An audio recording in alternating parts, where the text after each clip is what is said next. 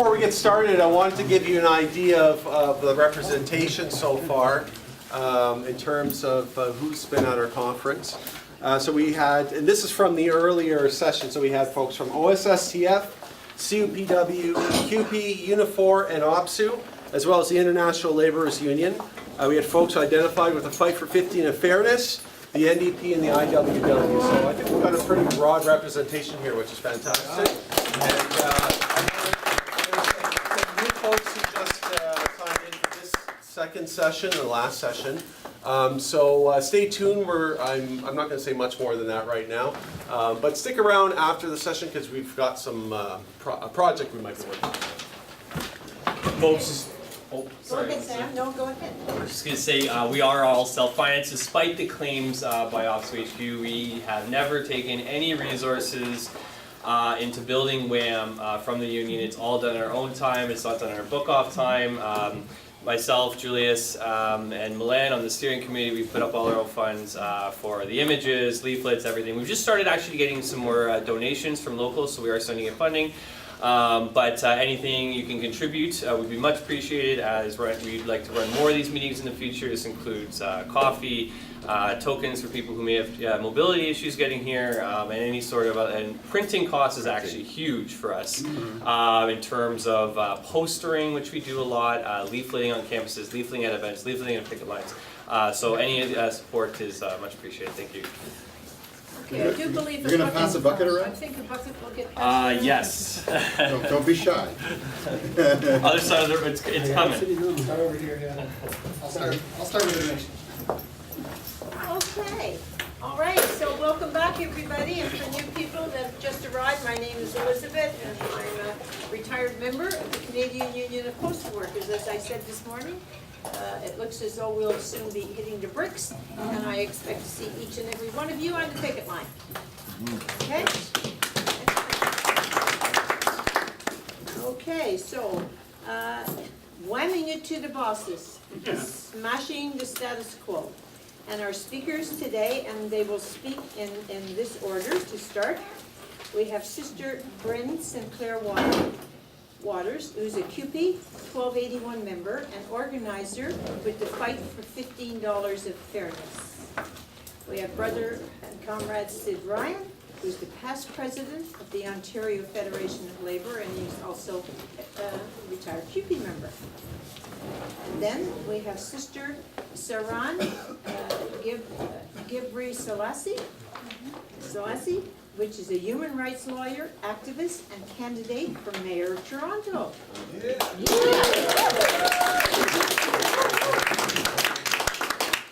then we have Brother and Comrade Barry Weisleder, who is a teacher organizer and Federal Secretary of Socialist Action. So they will speak in that order. It'll be Brynne, then Sid, then Saron, then Barry, and they have up to 15 minutes each. So, Sister Brynne, go ahead. Thanks so much for having me, and I hope that your afternoon is going well so far. I wanted to start with a little bit about where the Fight for 15 and Fairness came from and what it's about, and I think that's important because where it came from is related to why it's been successful in achieving the reforms that it did achieve last year. So that'll be the next thing that I want to talk a little bit about, and then I'm going to move on and talk about what's the reality we face right now with Ford as our premier and 4 years of conservative government, and why the campaign for 15 and Fairness is crucial in this moment, and the ways you can plug into the campaign to build our movement. So just to get started, the 15 and Fairness campaign actually started with a campaign to raise the minimum wage to $14 an hour. That emerged in 2013, and the way the demand of $14 minimum wage came about is really important because we've committed to the same process in the current campaign for 15 and Fairness, which is that workers themselves identify the $14 minimum wage as a good goal because on the one hand, it was high enough to motivate people because it was going to actually improve their everyday lives, but it also wasn't so high that it didn't seem achievable in the current context. And that campaign for 14 now did make some really substantial gains. So first of all, in June 2014, we achieved a 75-cent increase in the minimum wage, which brought the minimum wage to $11 an hour at the time. That meant that 700,000 workers across the province at that time got a raise, which was a really substantial transfer of money, basically straight from profits into workers' pockets. At the same time, we also got a commitment to index the minimum wage to inflation. So every year now on October 1st, the minimum wage is adjusted to the cost of living, which helps people keep up with increases of the cost of living. And then very importantly, at the end of this whole review of the minimum wage, and I'm not sure if any of you participated in that, I'm sure a few of you did at least. I know for sure that Sid remembers it, but the minimum wage review, a lot of workers came out and presented about their reality and why the $14 minimum wage mattered to them. And one of the things that was very clear at the end of this provincial review was that it wasn't just about wages. That if the minimum wage went up, it wasn't going to address the issues of hours being cut, or lack of predictable schedules, or the fact that temporary agency work is growing in our province, or the fact that people aren't getting equal pay or equal treatment at work, that people aren't being respected, that they're facing racism in the workplace and sexism in the workplace. So it really, we knew that we needed to anchor a movement in a movement to raise the minimum wage with broader demands around fairness in the workplace. And actually, at the end of the review of the minimum wage, the government of the day even acknowledged that, and that's where the Changing Workplace Review came from, which was a commitment at the end of the review of the minimum wage to also review employment standards and the Employment Standards Act, which are the minimum standards for all workers across the province, and the Labor Relations Act in one. And that's when the 15 of Fairness campaign launched this broad platform. And so what we're advocating for is fairness at work across the board. So that includes, for example, equal pay, decent hours, paid sick days, the right to organize in a union. And I also want to say that at that same time, because you'll notice we're fighting for 15 now, not 14, at the same time there was an international movement which had started in the United States, the fight for 15, and so that had also built our confidence, and that's where the 15 came from. And really, the fight for, having the demand for 15 connects us to this international movement that's making huge gains. In fact, no one's done the calculation recently, but as long ago as 2016, $61.5 billion in raises for workers had already been achieved in the United States due to the gains that the Fight for 15 has made. That is a lot of money going straight into workers' pockets. So as part of this international movement, the Fight for 15 and Fairness moved forward with this really broad platform. Now, I think it's really important to talk about why we were successful in achieving some reforms, because last year what we did get was, of course, we haven't won our full platform, but in this leaflet, which I kind of scattered around, it does show you the reforms that we did win, which were related to many of the planks of our campaign. And I'll just highlight a couple of the most important ones. One was a commitment to raise the $15 minimum wage in January 2019. So that's coming right along. The clock is ticking on that one, and I'll come back to that. Other things were better laws for organizing new workers into unions. We also won 10 unpaid personal emergency leave days for all workers, including 2 paid days. That's huge. That's 2 paid sick days. Ontario is actually the first province in Canada to have paid sick days available to all workers. In addition to a raise to the minimum wage, we also got a measure to ensure equal pay for temporary agency workers, contract workers, and part-time workers. This is huge. This is huge for building equity, fighting racism, and fighting sexism in our communities, because we know that women and workers of color are overrepresented in part-time work, in temporary agency work. And what the law says right now is that if you are doing the same work as your full-time or directly hired counterpart, temporary agency workers, part-time workers, and contract workers should be getting equal pay for equal work. It's very difficult to enforce, especially for non-union workers, and that's why we need unions to be enforcing the new equal pay provision at the front of their agenda in terms of what they're bringing to the bargaining table, but also just in terms of committing to enforcement of this provision in our communities, especially since we have a Conservative government, and like I said earlier, the clock is ticking on all of this because we do face the possibility that it'll all be rolled back. The other piece that we did win was fairer scheduling. So this hasn't even come in yet. It was like the $15 minimum wage commitment. It's supposed to come into place on January 1st, 2019. And one of the major provisions of it, it's a very modest fair scheduling provision, but one thing is that if workers are on call, they were going to get minimum 3 hours pay, even if they weren't called into work. that just helps a little bit with predictability. Again, that's not what we were asking for. All of these things are little pieces in our broader platform. Just to give you a flavor, our platform was demanding 7 paid sick days for all workers across Ontario and 2 weeks notice of schedule across the board for every worker in this province. Okay, so now, why were we successful in achieving those reforms? I wanted to highlight just a few things, and then I'll bring you to the current political moment and the urgency of the work that we all need to do together to fight forward. One, I think it's really important to note that the fight for 15 and fairness is a movement that is led by low-wage workers at every stage of the campaign. Workers, especially centered in the Workers' Act. The reason that we can do this is because the campaign is led by and centered at the Workers' Action Centre here in Toronto.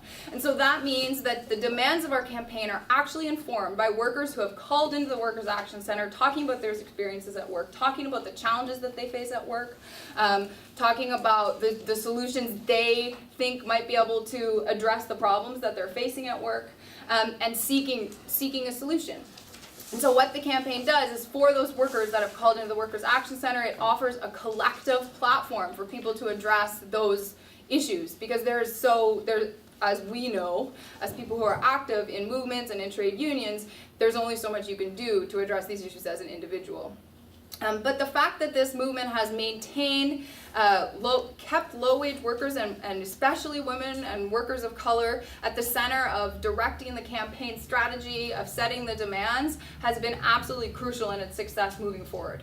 Because what that does is it makes sure that our movement actually reflects people's experiences in all of our communities, and reflects the sense of what workers are ready to fight for and also what's achievable. The other piece I wanted to emphasize is the breadth of the work that we've been aspiring to do, and in many cases have been successful in doing. So we have reached out to faith leaders, and over 250 faith leaders from across the province have signed on to the Fight for 15 and Fairness.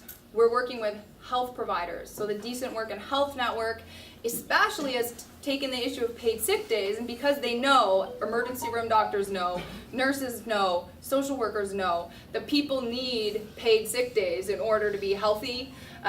So they've really taken that issue on, and talked about the social determinants of health and why raising the minimum wage is important for promoting people's health, but also the importance of being able to take time off to recover. And so they've been hugely important in our ability to get paid sick days on the agenda. A couple other pieces. Definitely working with students has been important for growing our network across the province and also making that connection with tuition fees. Students have made banners like "raise wages, not tuition fees." This is addressing the sort of lack of affordability in our society for young people coming through and paying exorbitantly high tuition fees these days in Ontario. And the last one I'll emphasize is airport workers, and the reason I'm going to pick that one right now is because a spectacular victory just happened a couple of days ago at the New Jersey and New York Airport Authority, where the minimum wage now is $19 for all the workers who are working at those airports.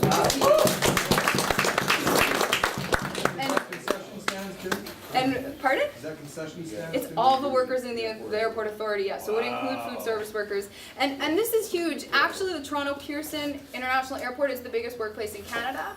And workers there have been organizing to raise minimum standards. Now they're federally regulated, so it's been a little bit complicated there in terms of what we've been fighting for applies to them. But the important thing is that the breadth of the organizing, that there is a way for workers across the province in different sectors to connect to our campaign. Okay, so just where are we now? A lot of confusion actually this week about is the $15 minimum wage canceled yet? I heard it was. Every single major news outlet in Canada seemed to report that it was. The fight is not over yet, and I'll tell you why this is important. So what did happen was in, pardon? 3 minutes. 3 minutes, perfect. That's exactly how much time I need to finish this really important point. So what did happen is the Minister of Labour had an announcement, shameful announcement. She was cutting WSIB premiums by 30%, another gift to big business and employers. Shame, exactly. And in the Q&A, the media just hounded her on the $15 minimum wage in Bill 148. I think everyone thought that announcement was going to be about our gains and rolling them back, but it wasn't. But the media came there for that story. They asked her all these questions about that. And what she did say was what she had already said in her op-ed last week in the Financial Post, or now it was like 2 weeks ago now, which is that she is intending to freeze the minimum wage at $14. Now, but they haven't introduced legislation yet, and we do know that there are cracks in the Conservative Foundation. So we really need to fight this fight till the end and make sure that we're doing absolutely everything we can to fight for the 15 for workers in this province that are counting on a $15 minimum wage. We have had meetings with 3 Conservative MPPs who aren't willing to say it publicly but have told their constituents that they support the $15 minimum wage. We also know that 42% of Conservative voters support the $15 minimum wage. So this issue is a wedge issue, which makes it a very important issue to organize around right now. Because Ford supporters, many Ford supporters also support a $15 minimum wage, this is an issue that we can use to talk to people now about what Ford really stands for. Because a lot of people think he was for the people. That's the rhetoric that he built his campaign platform around. We in this room probably knew at that time, or maybe we figured it out by now, that that's not the case. But this is an issue that we can use to talk to people who support Ford about why or what he stands for. It's a class issue. It can unite us as a working class, union and non-union workers together, and also help us stave off the division that Ford's counting on in our movement. One example last week when he released the line-by-line review with a lot of emphasis on public sector salaries, for example, as a big, big cost. Like, we need to be united, non-union, union, private sector, public sector workers against the Ford government. And this is a great way for us to have a big reach and talk to a lot of people about a class issue, about a workplace issue, and we don't want to miss that opportunity. So in terms of and one more thing, I think it's important also to note that the issues that our campaign is based on, which is like inequality, addressing bad jobs, addressing precarious work, are not going to go away under the Ford government. So this is actually also an opportunity to keep a workplace-based issue on the agenda and hold Ford accountable. It's a hard issue for him. It is hard to take away someone's wage. It's not going to play well for him, and we need to make sure that he pays political consequences if he does choose to roll back any of our rights. So with that motivation, I will say, look out for your next action in your neighborhood. We are now all across the GTA. We're all over the province. In terms of what's next, 2 things to mark down that are really important. The day after Ford introduces any legislation to roll back Bill 148, emergency action at the Ministry of Labour at 5 p.m. the next day. Secondly, Provincial Day of Action, October 15th. We would love to have any and all of you do something in your workplace or in your community on October 15th, as small as you can or as big as you can. That's how we're going to grow and achieve the scale we need to win. Thanks.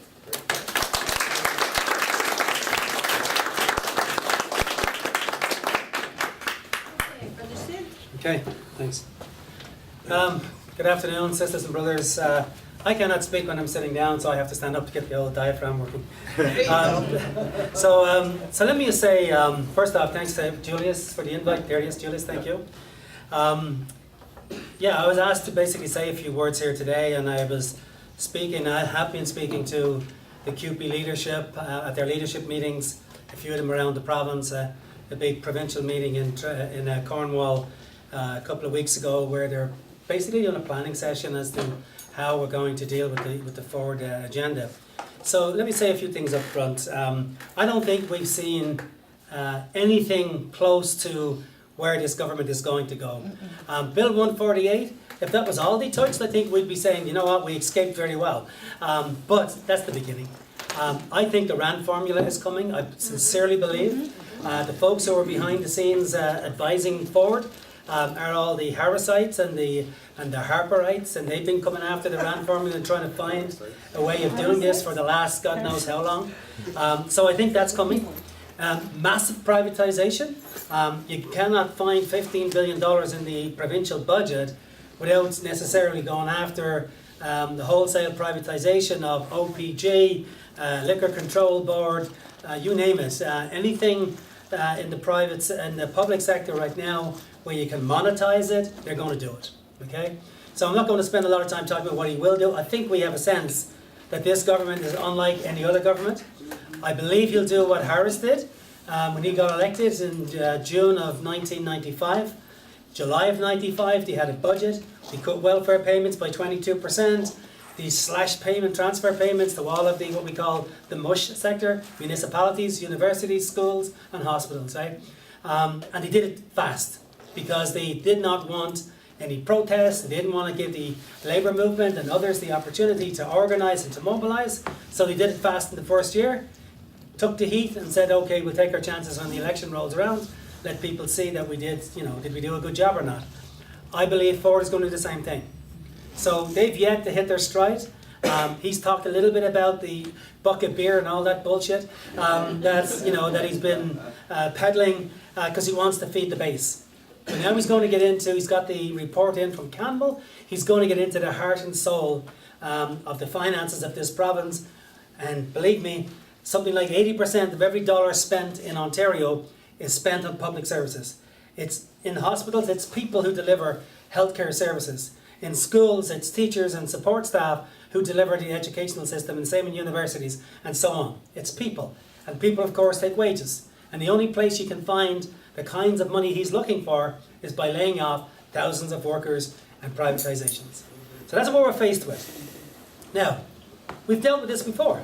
We've had, as I said, Harris was elected in 95. And we have to try and figure out a way of how do we push back against this guy. Like, let's agree on one thing up front. We are not going to bring down this government. There's no way that, in a democratic society, that governments will fall. It ain't going to happen. So we should get that out of our heads. If we're thinking along those lines, that isn't going to happen. So in the absence of that, what are we going to do? So we need to start to show that there's actually public resistance to what's taken place. And one of the things that we did, it actually originated in CUPE back in 95. Childcare workers got royally ticked off when Harris was going after the subsidies for parents and the subsidies for childcare workers. Because childcare workers, most of them have a post-secondary education, but their wages are a pittance. So what they did, they gave them, believe it this or not, it's called a wag and the dog. There's wage adjustment, something like grants, and I forget what the other one, the dog is called. But in any event, these were grants that were given to parents and to childcare workers. So to keep them in the workplace, basically, because otherwise they just leave and say, well, I'm not working for, at that time, let's say $8 or $9 an hour. So they decided they're going to have a province-wide protest. But first off, we had one in Toronto.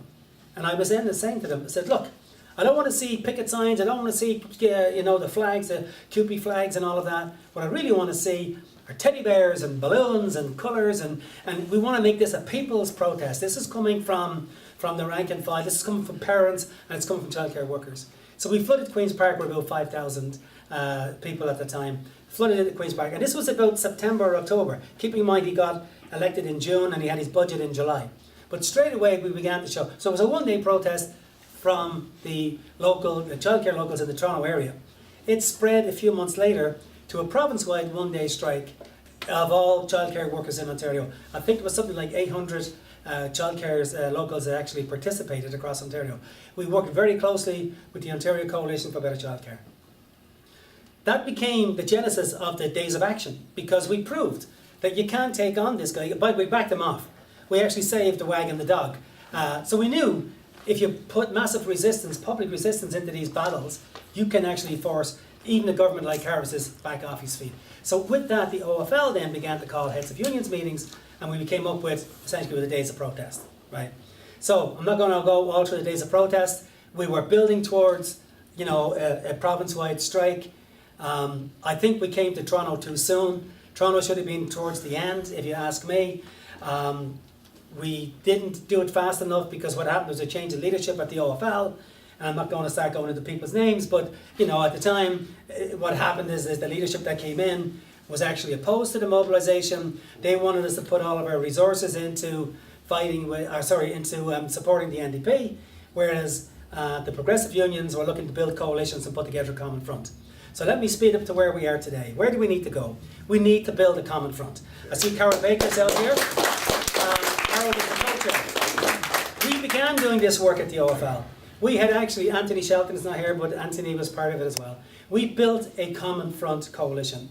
We had 90 community organisations, everything from Known as Illegal to the Workers' Action Centre, the Ontario Healthcare Coalition, seniors organisations, feminist organisations, you name it. We had everybody part of this, 90 community organisations. Now, we didn't have the leadership of the labour movement because, quite frankly, most of them don't believe in coalition building. They don't. They made it clear. There was a paper put out when we had our big fight with Bob Ray back in the 1990s. There's a group of unions called the Pink Paper Unions. They put their manifesto, if you will, on a piece of pink paper, which they circulated at the OFL convention, walked off the floor when we were going to have a resolution to basically chastise the NDP for bringing in a social contract. But in that manifesto, they basically said, we refuse to put our resources into coalition building. We want to put our resources into building the NDP. And I said, whatever that means. But that's the way they've been. That's been their mantra for the last 20 years. So there is a division in the labour movement in terms of coalition building. So Anthony, myself, and Carol and others, we were fighting against this, this pushback within the labour movement. And I did what I always have done all my life, is bypass the leadership of the labour movement and essentially just go directly to the membership. And I worked through labour councils and local unions and brought in these organisations. So we had the nucleus of a Common Front coalition. We had one in Oshawa called We Are Oshawa, one in Kitchener-Waterloo called We Are Kitchener-Waterloo. There was 4 or 5, they got one in Windsor, and they all did really important things. Plus we went to work with Acorn. And I asked Acorn, we hired Acorn to do a canvass of 3 communities for us. One was in Scarborough. They knocked on 1,000 doors and asked people basically, tell us, what are your concerns? Whether it be rent control, whether it be violence on the streets, whatever the issue is, tell us what your concerns are so as we can start to try maybe address them. And out of that, whatever it was, 1,000 doors we knocked on, 460 people basically said, I'm interested in hearing more information. And we got 60 activists out of Scarborough alone, people who were saying, I'm willing to do something, I'm willing to come out to a demonstration, a meeting like this, I'm willing to help to try and organise and mobilise in my community. Oshawa did the same thing, and so did Kitchener-Waterloo.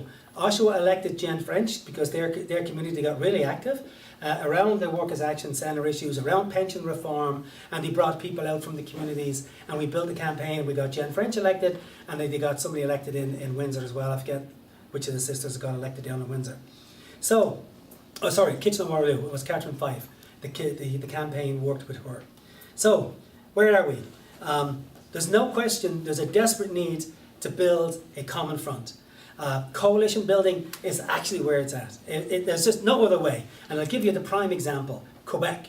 The student movement, sure, they came out initially in support of tuition, fighting against tuition increases. But they had spent years and years and years building on the ground coalitions, working with the communities. They had broad-based support, and halfway through that basic student strike, they switched the whole mantra, if you will, and began to talk about social justice, inequality, and they brought those other broader issues into their fight around the tuition increases. And therefore, they had a massive coalition on the streets, and you could argue they did bring the government down in a sense because they were very close to an election, and they, because of the popularity of this movement that they had built, they captured the minds of the voters in that province. And Charest at the time, it was in government at the time, I think he was the premier, he lost by a landslide. And now today, Quebec Solidarity, if anybody's been following the politics in Quebec, they're galloping ahead in the polls. They're the only ones that are surging in the polls. They're probably going to hold the balance of power. This is from a little party that was put together about 8 or 9, 10 years ago when they began to do this building that I'm talking about. So we have to start getting into that. Are the leadership there? I don't know. CUPE's leadership is there. I know Fred Hahn and Candice Rennick, they're clearly on that page, as we just with them, with their leadership. They want to build a common front. I know that the OFL had a meeting of heads of unions not so long ago, a week and a half, 2 weeks ago, and they basically did not get agreement. Somebody moved a motion to say, would they at least put in $1 a member, which would be about $1 million, so as we can begin this mobilization, and got voted down. So now what appears that's going on, everybody's gone back to their silos. And by the way, I'm going to do a shameless pitch here for a book that I've just written. It's coming out in April, and I deal with all of this. It's basically, my book is about social movement organising. And I'm talking about going into deep organising. And how did we put together the common front? And how did we use technology as well to be able to reach out to members and build our databases, right? So getting back to it, I'm saying the problem is, when you think about this, the labour movement has maybe 100 times more money than any political party has, now I'm talking about the party, in this province. Collectively, we outnumber them. If you wanted to put together all the Fraser Institute and all of those other right-wing and nut bars, if you want to put them all together, we still even outmaneuver these folks in terms of the amount of resources. I've calculated it being about $1.2 billion maybe annually is what the labour movement collects. You're sure a lot of that money goes out on paying services for staff and so on. But the amount of money, disposable income that's at the disposal of the labour movement is absolutely phenomenal. And in my book, I'll just give you a little bit of an analysis of the budget of the WAC. Do you know that the labour movement, for all their crowing about how they're working with the WAC, they put in something like 5% of their operating budget came from unions. So for all the talk about leaders basically saying how we're with them and all that, they did not put the resources in. When I was at the OFL, I gave them $10,000 out of the meagre amount of monies that we had because we had 4 or 5 unions on a dual strike, which killed their ability. When we started getting the common front off the ground, it became so successful that we needed a full-time person working on it. We needed other kinds of resources in terms of research. We needed to give seed money to the community organisations just to attend a meeting, for God's sakes. We're saying that these folks don't have money. If you want to be successful, you have to open up the coffers of the labour movement and start putting seed money into all these community organisations so they can build their own local community organisations, bring them into meetings. I wanted to make the OFL the crossroads of social justice in Ontario. That was the plan. Unfortunately, 4 or 5 unions, most of them paper unions, basically pulled their money and said, we just refuse to follow my lead because of bullshit that went on years ago where CUPE took a lot of members off different unions through amalgamations. We didn't raid anybody. Harris forced amalgamations in schools, hospitals, universities, and we won those votes, so we brought members in. And of course, they were still smarting and sitting there waiting for me when I got to the OFL. Okay, that's okay. Who cares about that? It's all over and done with. But the idea of a common front is literally where it's at. And if we are not prepared to build a common front, forget about taking on this guy. Now, the last thing I'll say. So we have a couple of vehicles to be able to show the mass mobilisation of demonstrations. One of them is the Workers' Action Centre, and one of them is the Ontario Healthcare Coalition.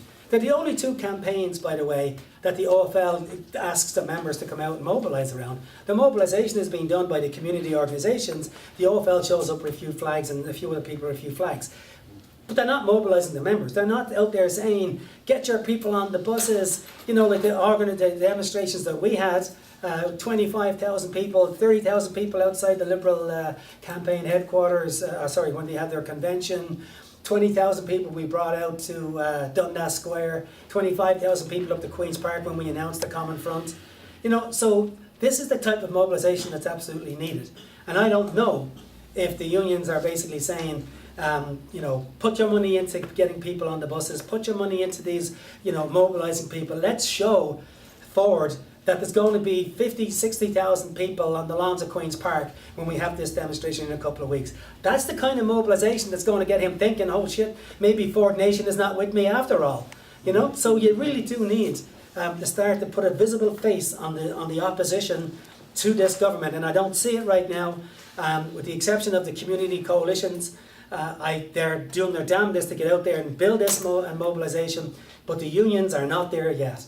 And anybody who's belongs to a union here, for God's sake, push your local leaders, push your provincial leaders, push your national leaders.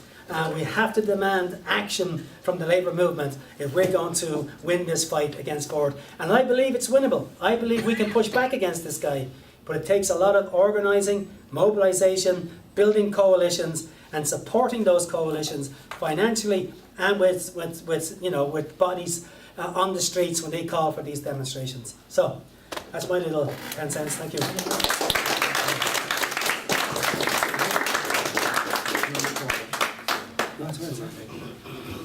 Okay. Sister Sinot. Next. Okay.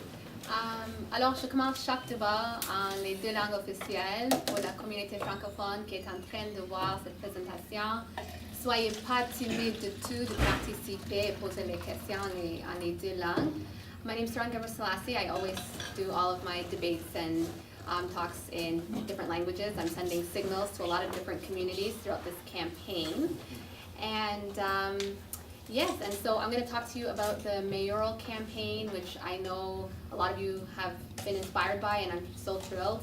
I'll also talk about the work that the campaign is doing with workers, rank and file members of unions to get work organizing in their workplaces, but also in their unions. And then I will make my announcement at the end as well. So I'll jump right in. Yes, there's an announcement, as you heard on Twitter, hopefully. So the first piece that I want to impart on everyone is that we have a serious problem in labor around a culture of silence that needs to be broken. And so let me be not the first, I'm sure lots of other people have done it before me, be unafraid to break the silence. It is completely a faux pas in labor to call out racism and sexism, but particularly to call out labor unions like CUPE and OPSU and the Giants around discrimination of their racialized members. So I've been dealing with this for the past year. Before the mayoral race, as you know, I'm a lawyer, and I've taken on a lot of human rights cases, criminal cases, and a whole lot of cases involving union members. And I don't understand why I would have all these rank and file women, some of whom are here today, who I brought with me, coming to me when they have a union in place. And so earlier this year in February, over 100, mostly women, black workers, mobilized external to their union structure, and we gained a historic victory, which was a moratorium that the provincial government announced on firing all racialized workers across the OPS. And so I'm told by insiders in the OPS, and so my concern around the culture of silence is that every time I want to raise this issue around racism within the unions, somebody is calling and saying, why are you doing that? And saying, this is not the right time. But my concern is, would we say that if I was naming sexual harassment within unions? I don't think so. I don't think in this culture and in this climate, with Time's Up and Me Too, that anyone would dare tell any women who are coming forward with sexual harassment allegations that they can't speak about that. And I don't know why this sort of principle doesn't apply to racialized workers, but I'll tell you right now, I'm not scoring points with big labor, and I'm okay with that. So to the president of OPSU, Smokey Warren Thomas, and to whoever, like all the other high up labor bureaucrats, it's okay if we're not friends, because I'm friends with the rank and file.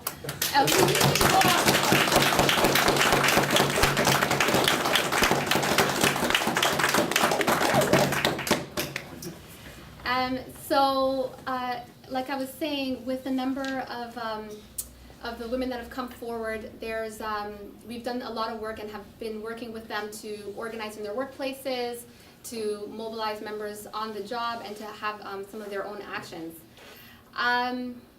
I think unions, as you all know, you've known me for years, since I was in undergrad, I've seen them like all of you, and I am the most pro-union girl you'll ever find in this city. I love unions, I love the labor movement, I love walking the picket lines. My best memories are of CUPE 303 at York University, in the first strike and the second strike, and the most recent strike, and at CUPE 1281, and at CUPE 302, and Toronto York Region District Labor Council. You won't find anyone who loves unions more than me. So if we love our unions, then we have to be okay with calling out our unions to make them better. So that's my main takeaway here. Yeah. And unions are particularly dangerous in some ways. As a lawyer, I have seen that this environment and the legislative regime around unions make it ripe for abuse. So As you know, some of you here are obviously labor law experts because you've been in this, but people at home who are watching may not be. So just sort of a Coles Notes version, the way the system works with the union is the sole legal representative, the sole bargaining agent to represent its members. That means there have been countless women and other members who would say, I've been working for 20 years at Intercontinental Hotel, and I got fired, and the union did nothing.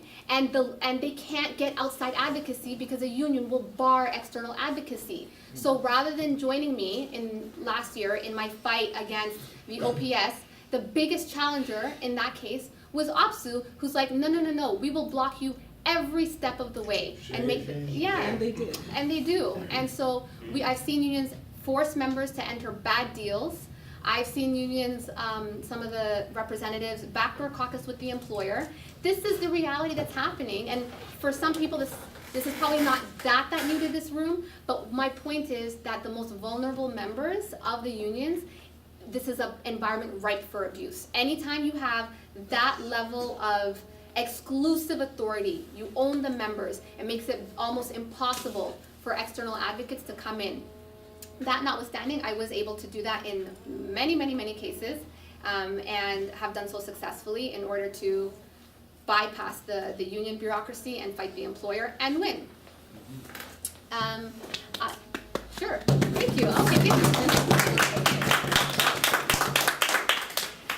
you. So just while I'm on this little tirade, if I may, in no particular order, Toronto York Region District Labour Council endorsed Jennifer Keesmaat, for mayor, who just announced that she would be hiring more officers in the city of Toronto. That happened yesterday. And Police. yeah, more police officers. This is exactly what I'm talking about. She is not the progressive mayoral candidate. She is calling for more police officers, which is a slap in the face to the Black community in the city of Toronto and many other communities, working class communities here. And it's another example of where labor is getting it all wrong. And I just think that, I've been approached by, of course, the Ethiopian network, the Eritrean networks, and other members who get endorsements from the rank and file. But this is what I mean when I say you can take principled positions. We can advance an unapologetic social justice agenda, and that we will get support for it. So that's something else that I wanted to point out and bring to your attention. The campaign is doing really well. We're the only campaign to have a wing at Toronto South Detention Centre, and to have an active prison wing. And the debates have been viewed there and received so well. And I'm really proud of that. We've had an unprecedented level of youth engagement and first-time voters and many newcomers all across the city of Toronto. And we're the only campaign that is also advocating for the rights of the deaf community in particular. Tomorrow is World Deaf Day, so you can look out for that. And in terms of challenges and where you can help out, the campaign keeps on trying to portray, the media is portraying this sort of, this idea of a Keesmaat-Tory race, and I am determined to disrupt that and saying absolutely not. We have a great campaign, and the people of the city deserve to know all of their options and cast their ballot accordingly. So I'd ask you to consider, writing an op-ed to the Star, the Globe and Mail, and help sort of break this media barrier, which is so hard to break because this campaign is on the ground without big money behind it, but certainly big organizing.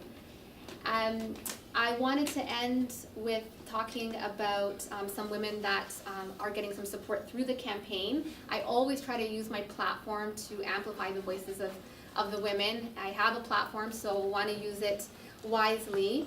And I'll give you a story that demonstrates to me everything that I think is wrong with the labor movement, but also how we can make it better. So, can you please meet Audrey Thomas, if you would be so kind as to stand up and show who you are.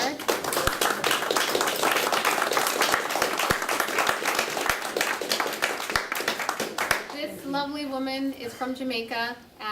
She has lived in this city for many years. She worked at Intercontinental Hotel. Do you want to sit beside me? Come sit beside me. Don't be shy. So while Audrey makes her way up here, like I said, it's important to me to share the stories of of workers and women, because obviously I have certain privileges and I want the women to have their voices heard. Yeah, absolutely, that's what it's all about. So this lovely woman came to me and I was so struck by her story.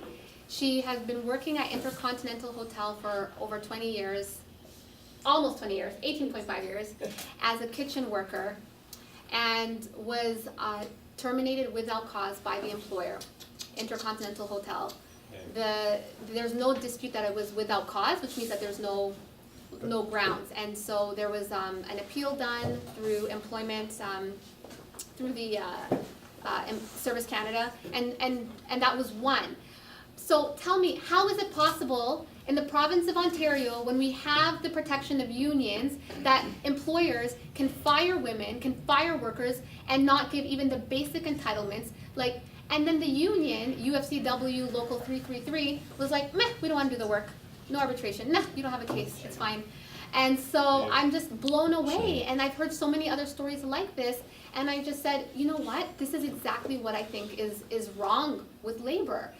Almost 20 years. And so I committed at that time to use my voice and platform to make sure that Intercontinental Hotel is on notice, and that is what this announcement is about. You are on notice, Intercontinental Hotel. You are going to be a target. We will win for Audrey Thomas, and we will make sure that justice is served, and I don't care if it takes the next 5 years. That is exactly what is going to happen. And to UFCW Local 333, you also, owe it, you're being called out too. Represent your members, do the work, and for every other union and local that thinks that you don't have to protect racialized members, those days are also coming to an end very, very soon. So please keep an eye out for that campaign. We will be coming for you, Intercontinental, and we will make sure that we get justice, not just for Audrey Thomas, but for a lot of the other racialized workers, kitchen workers at Intercontinental, who are getting burned by their employer right now. Thank you.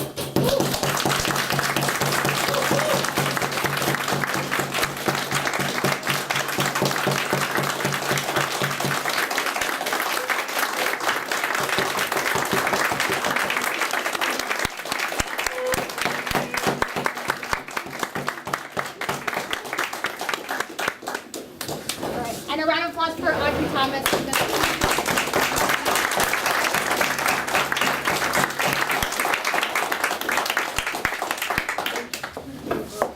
Okay, Brother Weisleder, follow that.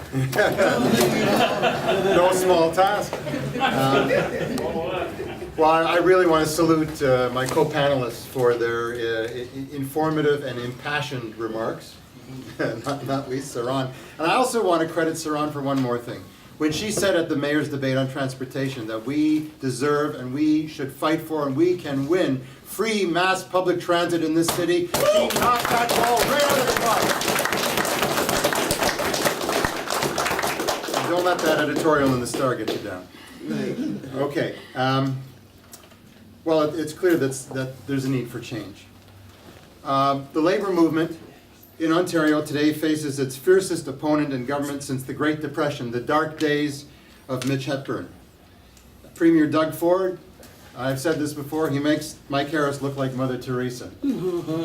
At the federal level, Justin Trudeau stabs us with a smile. And Jagmeet Singh preaches love and courage. Which isn't much of an agenda when you consider what's happening in the economy, in the trade war, in the attack on wages and benefits. And Andrew Scheer, he pushes a hard line on austerity, and Maxime Bernier, he pours the gasoline of anti-immigrant racism and deep deregulation onto the fire. In the face of the raging anti-worker offensive, the response of the labor leadership is worse than anemic. It's guilty of concessions, including two-tier wages and benefits, gutted pensions, and the suppression of its internal critics. It is increasingly clear that a major obstacle to workers' struggle against capitalist austerity is the labor brass itself. This is not a matter of theory. This is a matter of concrete experience, and I want to relate to you mine. In 1983, supported by the Ontario Public Service Employees Union, I led a union organizing drive, and it created the first bargaining unit for substitute teachers, many of whom are women and minority community members, at a large school board in Canada. In 1990, I led a 3-week strike that won the best collective agreement for substitute teachers ever. In 1997, Ontario Premier Mike Harris legislated us into the Ontario Teachers Federation, out of OPSU and into the OTF with no vote, no consultation, just by the stroke of a pen when he amended the Education Act. In 2003, OSSTF removed from office all of the elected leaders of our Toronto Occasional Teachers Bargaining Unit, starting with its president, me, on trumped-up charges. It even barred me from running for office. It placed the bargaining unit in provincial trusteeship for 18 months, even though the Ontario labor law put the limit at 12 months. They got an extension. During that time, those who were put in charge of the local union gave away the cap on our dispatch list. That move cost most of our members thousands of dollars in lost work and income. In 2013, OSSTF banned me from attending union meetings for 10 years. Why? Because I asked a question about the cap on the dispatch list, and I insisted on getting an answer from the officials who gave away our job security clause, because they refused for 10 years to answer that question. In 2015, the traders published a glossy magazine which celebrated the 10th anniversary of their seizure of control, in which they claimed in the magazine that I gave away the cap, the job security clause. On May 16 of this year, just a few months ago, private security goons hired by OSSTF assaulted me in a parking lot over 100 meters from the building where my local union held a membership meeting.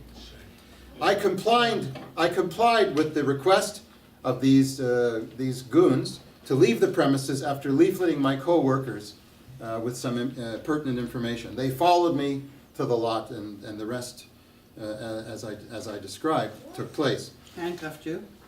Handcuffed me, the whole, they dragged me actually back to the building where they asked me to leave, and put all the contents of my pockets on the lawn, and a stream of verbal abuse accompanied the physical abuse. So, presently, there are 2 lawsuits underway against OSSTF, one for libel and one for complicity in assault.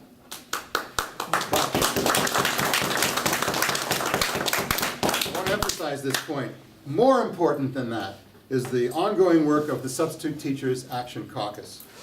Our Action Caucus fights successfully for progressive policies. Its candidates receive 15 to 30% of the votes in local union elections, even occasionally winning a position, like a delegate to the provincial convention, which we won a year ago. And I'm pleased to see that our candidate for president of the OTBU is here, Janine Carter. You might want to say hello. So we present a slate of candidates, even though I'm not in a position to participate in that slate. My experience as a labor organizer in OPSU, particularly over the past 21 years in OSSTF, shows that there is a rise in class collaboration between the union brass and management.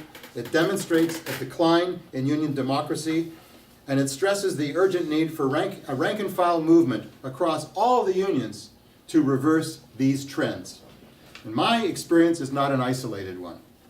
In the Ontario Public Service, the president of OPSU took negotiations out of the hands of the Ontario Public Service members, sidelining the elected bargaining team and ignoring key issues determined in their demand-setting process. Smokey Thomas, I hope lightning doesn't strike me in this room, he even tried to deprive Ontario college teachers of control of their bargaining and their strike mandate, and you heard about that in the previous session, but he couldn't get away with it because they were strong and they conducted that strike and they won many of the demands that they posed. When teachers, the teachers went on strike and they won. When Premier Kathleen Wynne broke the strike of the college teachers with legislation, Smokey Thomas said he'd have done the same thing if he was in her shoes. Unifor leaders, they walked out of the Canadian Labour Congress without a vote of Unifor members. The split over, ostensibly over the issue of rating has in fact, to a certain extent, crippled the labour movement at a crucial time, and will we have a message from a secondary level leader of Unifor that will be read to the meeting in a little while. Leaders of the Labourers Union and the Ontario English Catholic Teachers Association were removed for speaking out against internal injustice. OPSU leaders didn't like Brother Sid Ryan, so they quit the OFL. They went on a dues strike. And that was just cover for being unwilling to fight for change in a principled way and being unwilling to build a common front against austerity. Huge, territorially dispersed amalgamated locals in unions like the United Food and Commercial Workers and the United Steelworkers make it difficult for the ranks to exercise control in each workplace. CUPE Local 3903, representing education workers at York University, went on strike for 5 months to secure decent jobs and pay. And when Doug Ford passed a law to end the strike, what was the response of CUPE or the Ontario Federation of Labour or any unions? Did they conduct walkouts? Did they mount mass rallies? No, there was a flurry of news releases. Unions in Canada now encompass 31% of the workforce, which is 9% less than in 1983. Average wages are lower now than in a generation. Morale is still lower. 15% of workers over the age of 45 say that they will never retire. Another 25% say they will work part-time to the end. And in case you're wondering, that's not because we love working for the bosses until we drop dead. Union leaders talk about preventing the right-to-work laws, which would end compulsory union dues deduction. But that talk sidesteps the need to fight rollbacks in wages, benefits, and pensions, and to remove the insidious two-tier wage scheme, which is so much the trend today. Can we fight to win? Well, there's plenty of evidence to show that where a good, strong lead is offered, large numbers of people are willing to challenge the austerity agenda and growing social inequality. The massive Quebec students' uprising in 2012, the global Occupy protests, the cross-country Idle No More movement prove that this is true. And so do #MeToo and Black Lives Matter. In May 2014, a rank-and-file rebellion in the Canadian Labour Congress removed CLC President Ken Giorgetti from office, the first time an incumbent was defeated at his own union confederation convention. $15 in fairness is a grassroots-driven campaign that has led the fight for decent pay for all, and that struggle continues in the capable local leadership. And soon, 50,000 postal workers will be out on strike. That union is fighting for pay equity, postal banking, and an electric-powered fleet of delivery vehicles. These are aims that we all share. And but CUPW tends to be an exception in terms of democratic unionism. What's generally lacking at the top is a will to fight, or even a willingness to allow the ranks to discuss and to decide whether to fight. So, how can workers organize in a non-sectarian way to challenge both the bosses and the labor traders and go forward? I submit we need to organize at the base of every union and be linked to activist community organizations. We need to replace the misleaders with real, militant, accountable, rank-and-file leaders. Then we can really wham it to the bosses. Then we can change the world. Yes, it's not too dramatic to say that the fate of the world hangs in the balance. Catastrophic climate change, fueled by the capitalist profit system, threatens the very survival of humanity. A just transition from fossil fuel dependency to a green energy system can be achieved only by workers' control of the economy and the establishment of a democratically planned economy. Only an awakened, revived, and militant workers' movement, powered by political action independent of the bosses' parties, is capable of achieving it. And the clock, my friends, is ticking.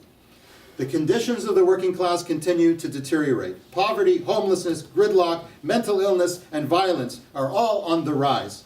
Inequality is reaching levels not seen since the 1920s. According to the Canadian Centre for Policy Alternatives, the 87 richest families in Canada saw their fortunes grow by 37% between 2012 and 2016, while workers experienced what the OECD called an unprecedented wage stagnation. Productivity gains went straight into the pockets of the bosses, Who's going to fight for a shorter work week with higher pay and good jobs in order to redistribute the wealth created by us, by the working class? What is to be done now? 3 minutes. I'll conclude on this point. We need to take back our unions. We need to make our unions into instruments of the working class rather than continue to serve as a referee between workers and bosses, leaning heavily towards the bosses. We need to open up the process of input and decision-making, and there is no time like the present assault on labor. And that is why we should demand a special convention of the Ontario Federation of Labour to adopt an action plan to dump Thug Ford. Now, some people have said to me, and I've heard this at Labour Council and other venues in the NDP Provincial Council, well, you could have a convention, there's no guarantee they're going to adopt your proposal. And you'll notice, I'm not proposing that tomorrow afternoon there'd be a general strike, either. This is a building process. But if you don't start talking about it, and if you don't schedule meetings of an ever larger, authoritative nature, you're never going to get to the point where you can take the temperature of the movement and take the steps you need to take in order to shut down the province and restart it on a new basis. So whether we win a special convention to the idea of escalating protests leading to a province-wide general strike, in my view, we will need to organize the people who have that vision of that possibility. There's no guarantee that we'll get to bring down the government. But it is true, as Sid said, the Quebec student movement, allied with many others, forced an early election in Quebec and also rolled back increases in tuition that were scheduled by the Liberal government of the day. So we will need to build the workers' action movement in every union where we can. And there's 7 or 8 unions that are represented here by activists, and that's a good start in my book. We need to do this building of WAM on a program for workers' control of our unions. It's not enough to talk the talk, we need to walk the walk. We should run WAM candidates for union office wherever we can, not just in my union, not just in OPSU, where we have an open socialist, Julius Arscott, who has won a position on the executive board of that union. We can do that everywhere. Score a good vote count, and maybe even win in places that would surprise us. 30 seconds. What's at stake in this situation? As I said, more than the fate of any one group of workers, more than the fate of any one sector of workers. At stake is the future of the workers' movement and humanity as a whole, so it's up to us to make a difference now. I ask you, are you ready to wham it to the bosses? Yes. Yes. Well, let's do it. Let's build it. Okay, thank you, panelists. So now we're going to go to a Q&A, and as like this morning, we are going to give each person up to 3 minutes to speak, and then we will take 2 or 3 questions and come back to the panel for all of them to answer, or those who wish to answer. I will give them time to do so. But before we do that, I would hope that you would allow me to read the statement that Barry mentioned from Brother Bruce Allen, who's a retired member of Unifor.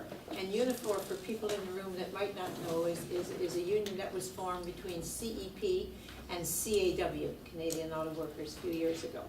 So he's a retired member of Unifor in St. Catharines and a past president of the Niagara and District Labour Council. I'll just read you out, this is his statement. It's a reflection of Unifor leaving the CLC.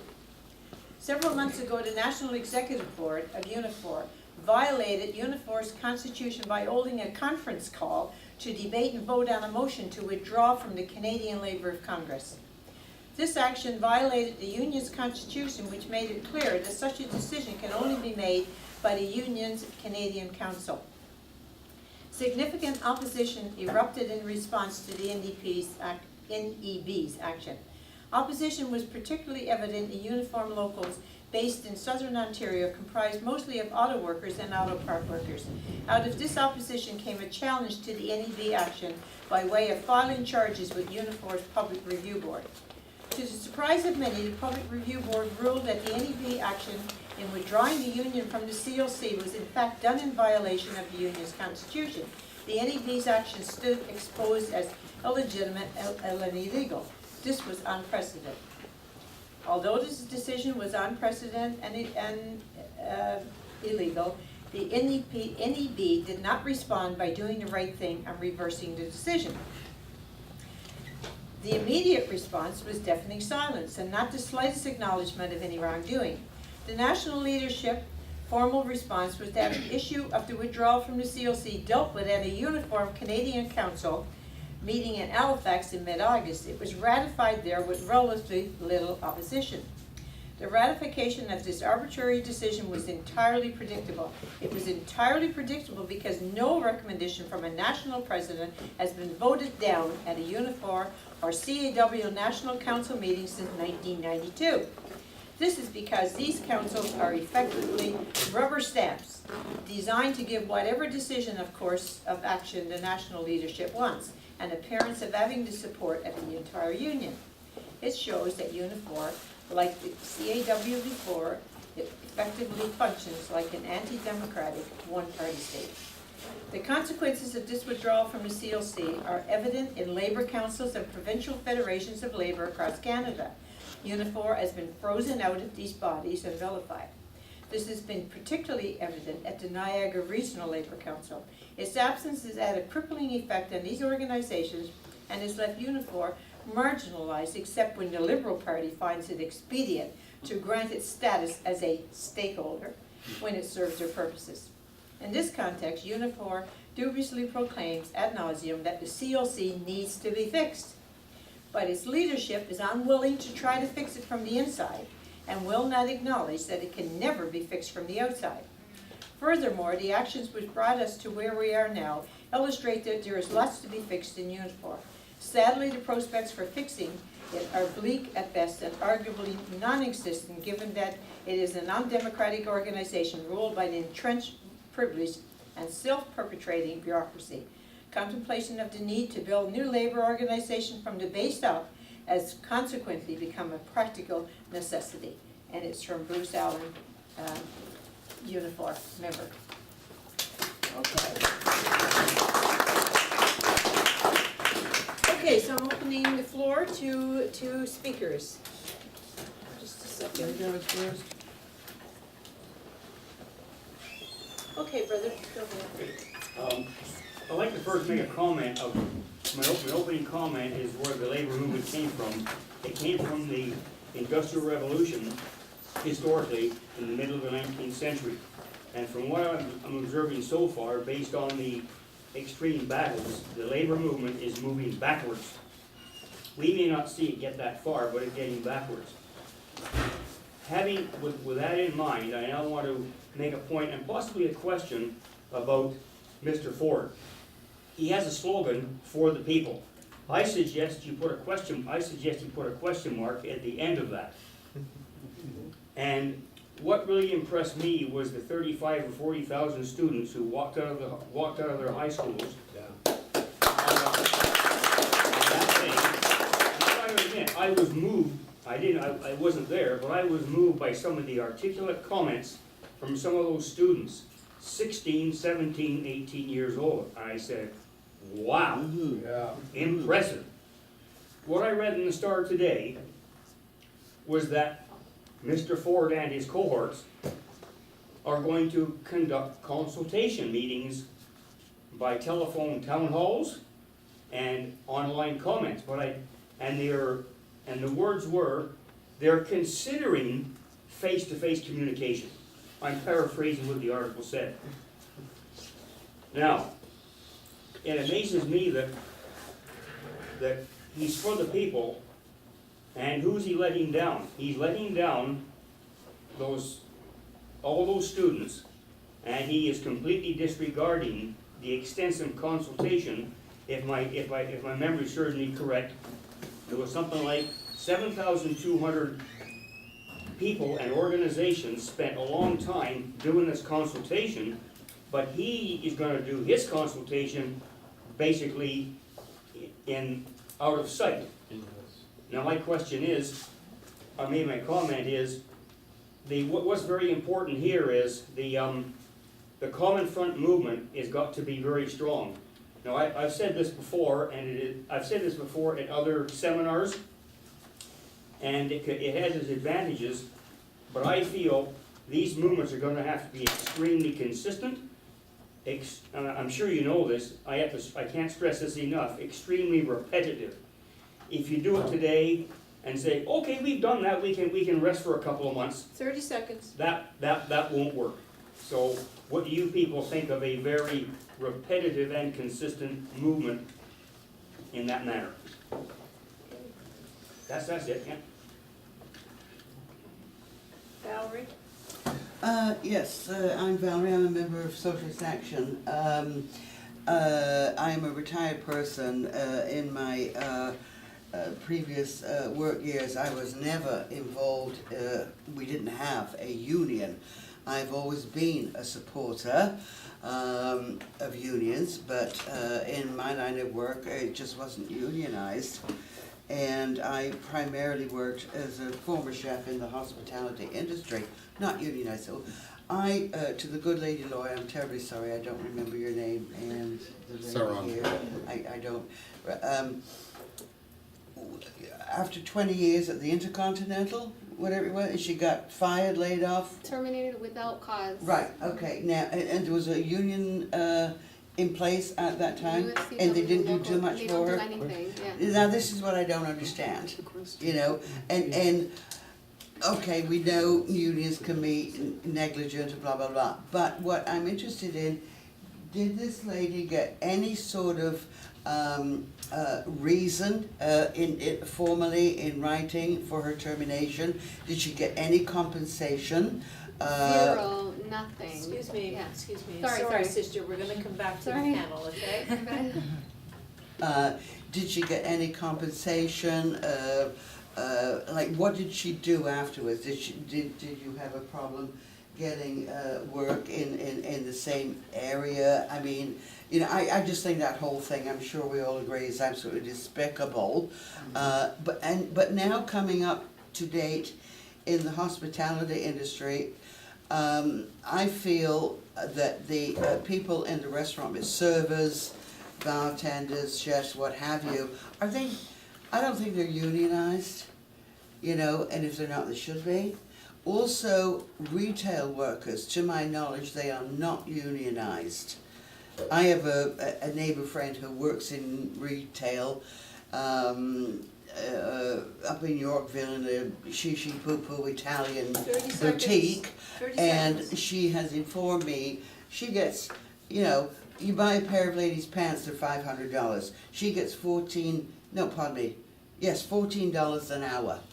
You know, and I've tried to talk to her about joining $15, but a lot of people, they don't know for politics, they're afraid, they don't know what to, trying to get people interested or mobilized is very, very difficult. I tried that, you know.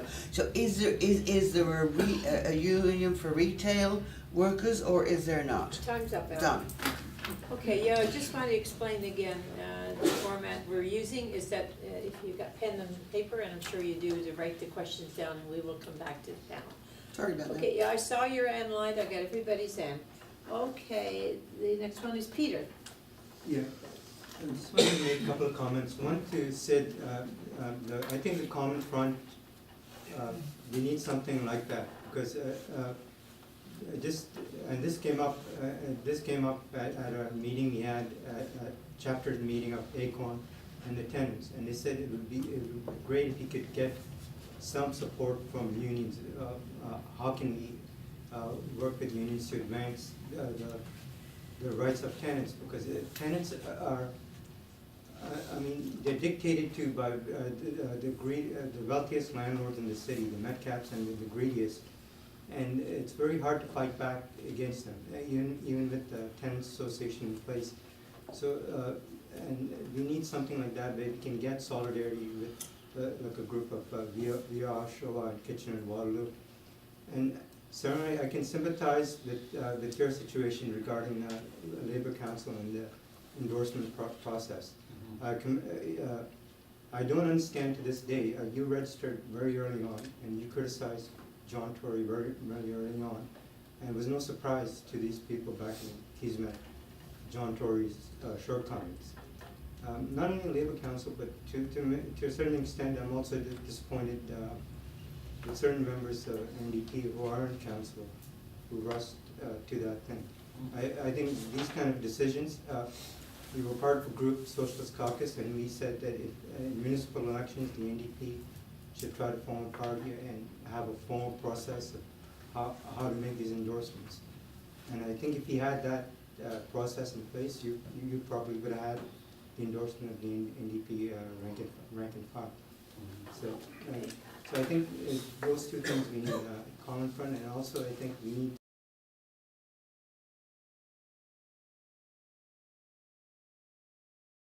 some form of process, a broader process that's more participatory, where rank and file can participate in 30 making seconds.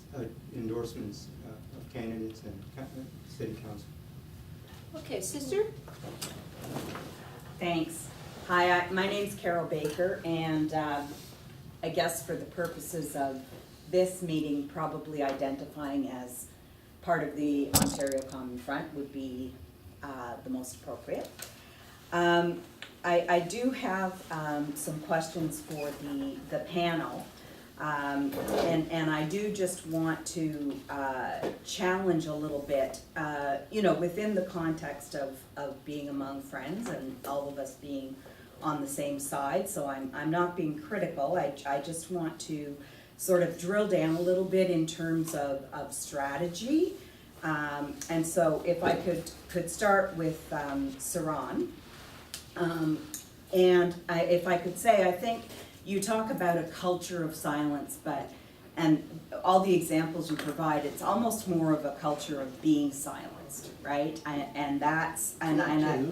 Pardon me? No, sorry. Oh, and I understand everything that you're saying, and as a lawyer, there is, you as a lawyer, coming at it from sort of that mechanical side of things, right? Like what grievances get advanced to arbitration, et cetera, et cetera. But I'm not sure what the strategy is for affecting change, in that area. And Barry, same kind of question for you in terms of if there was an OFL special convention, like who would the delegates be to this special convention?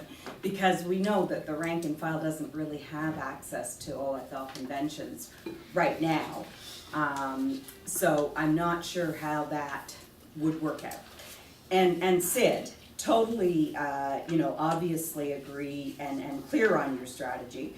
And going back historically, we did the Stop Hudak provincial meetings that we had when you were the president of the OFL, and the Common Front was part of that, and going to the brothers' comment about repetition and the importance of a message that brings unity throughout the province. That's really what we did through those provincial campaigns, and having strong chapters like the London Common Front, big, good example of a chapter that's very active, did a lot with CUPW and the door-to-door delivery stuff. But anyway, we have the strategy and we have 30 seconds. the mechanism. I'm just, we don't have the power, and we don't have the money that the OFL has to be able to have hold those kind of meetings. So I guess my question to you would be, how do we unify around, the Common Front and all these chapters without those resources? Thank you. So I have more speakers on the list, but we're going to go back to the panel now. And I'm going to give them up to 4 minutes each to answer whichever questions they want on that was thrown at them. And we will start with Saron, Barry, Brynne, and Sid. So Saron? So I guess I'll start with the last question on a strategy for change and the culture of silence, or the culture of being silenced. So I think what happens a lot in the labor movement is it's not that they say you can't talk about certain issues or you can't raise discrimination or racism or whatnot within labor. It's sometimes the critique, which maybe they're maybe there's something to be heard here, is that not now, not too loud, you're ill-timed. So the defense mechanism isn't necessarily like the substance, it's more technical. So I think I really like the culture around Time's Up, where it's just unapologetic. And I'm not saying we have to be reckless in the sense of you know, I'm not saying we can't be strategic in how those criticisms are raised, but I would like to see some kind of a policy position that perhaps could be advanced, maybe taken up at by you know, the union, CUPE National, for example, CUPE Ontario, a policy position or a declaration that says if anybody raises an issue concerning discrimination, there will be no reprisal, there will be no reprimand, there will be no backdoor caucusing. That is the culture we now have earned around the Time's Up movement and around the Me Too movement, where now we wouldn't ever dream of trying to sweep anything like that under the rug. And I think a policy position that's akin to that would be so useful right now. And I also appreciate the politics around party discipline. I'm the president of my local NDP riding association, and I also sit on the NDP Federal Council. I joined this last year after Jagmeet won his victory and was really inspired, but that was my introduction into the political party. And so there is something to be said about, I guess, I don't know, I'm being taught about party discipline, and I think we have to be careful around that. There's also the other comments from union leaders saying we can't go for each other. So when I would ask union leaders to say, can we you know, there's been over 100 black workers who've come and have raised issues around racism within CUPE, for example. There was the one commentary is, yeah, but you don't talk about that publicly because we're friends. We're not to go after one another. We need to go after the big bad guys, the employer, the bosses. So I think we need to change the attitude around it to say, actually, this is an opportunity. It's an opportunity for us to all rise to the occasion. It's an opportunity for learning and for growth and development. We'll all be better from this, as opposed to this fear, really, around addressing those 30 issues. seconds. That's my comment. Okay, Barry? Right. Well, I'm going to comment on Peter's remarks and on Carol. Thank you very much for your question. I think Peter is right on the mark, and for anyone who came after he was introduced like 2 or 3 hours ago, Peter is the only Socialist candidate for City Council. He's running in Etobicoke North, and he shows what can be done. So the NDP should run a municipal election campaign. It should emanate from a convention that decides on the policy platform, chooses candidates for mayor, school board, and city council, and raise class consciousness in the city against all those who say politics has no place in City Hall.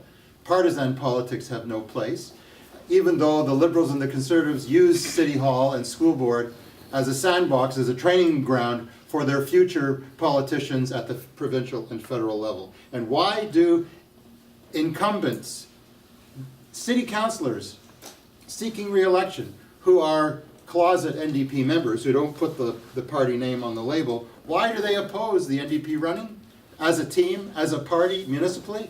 Not because it's illegal, that's a fallacy. They oppose it because they're opposed to party discipline when it comes to voting on the issues that matter to working people at City Hall. They want to be freelance, and that doesn't work in our interest, and it obfuscates the class nature of City Hall and elections in that sphere. Now Carol asks, who would be the delegates to an OFL convention?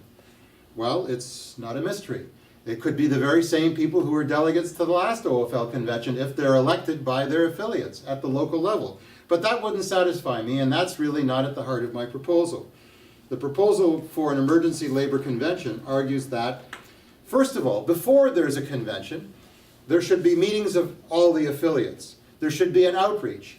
It should explain, sisters and brothers, the reason why we think an emergency convention is needed is because of the attack we're suffering, and we want you to tell us what you think can and should be done. Here are the stakes.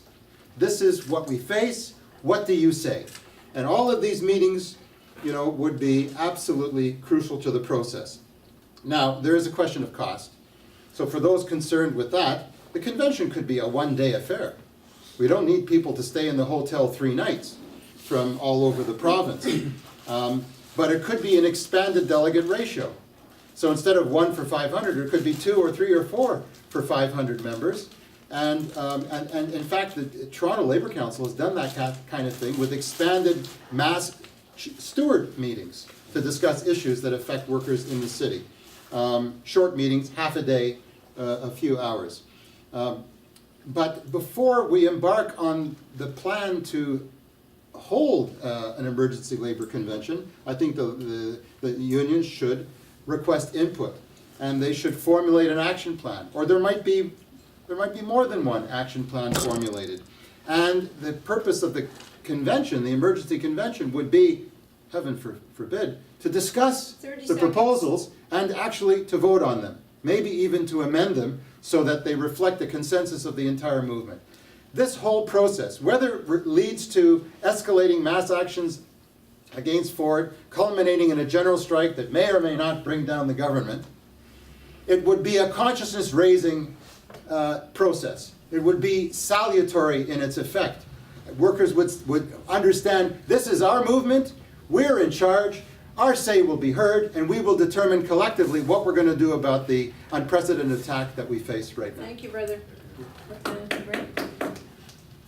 Yeah, okay, so thanks for some thoughtful comments. I think, first of all, I'll start by just saying that I think I take like the Sid's call and the call from the room and the interest of the room into the importance and concept of the Common Front very seriously. And I think that we do need to be committed to scaling up, because we're not big enough or powerful enough right now in terms of the collective organized power that we have as workers across this province to really face the challenges that are ahead.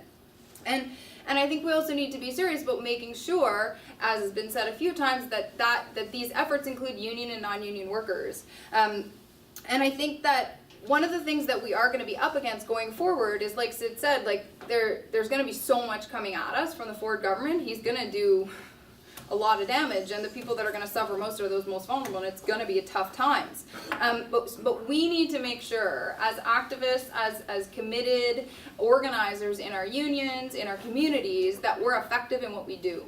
And I just want to say that is one of the reasons that the 15 in Fairness campaign, with so few resources, has been able to achieve the modest scale that it has and the gains that it has, is because the tools that we have are effective. We are reaching new people, we are having conversations with people who are not yet engaged in politics and moving them to support for a $15 minimum wage, or at least we're organizing the sentiment they already had in support of a $15 minimum wage. And I think so when we're thinking about the importance of building this common front across the province, we do also need to make sure that we are orienting towards what's already moving, right? Like, where are people organizing and where can we tap into that potential to scale up? And there are many places. Sid mentioned a couple, including the 15 in Fairness campaign, including the Ontario Health Coalition, but we need to orient towards what's moving, what are the issues of the day that people are thinking about and looking to address in their own communities, in their own workplaces.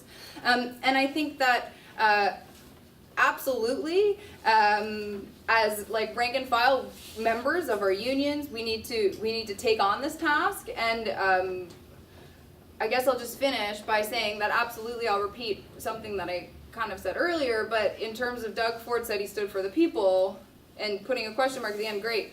We actually came out on June 16th, which was like 10 days after, or less than that, after the provincial election, 9 days after, and we had a banner saying, we are the people, right? And that is the slogan of one of the slogans at the moment of the 15 in Fairness campaign. And I think that really does speak to the political potential of finding those wedge issues, right? And we need to make Doug Ford politically unpopular on the issues, the same way that Sid's story about the childcare workers taking action under Harris.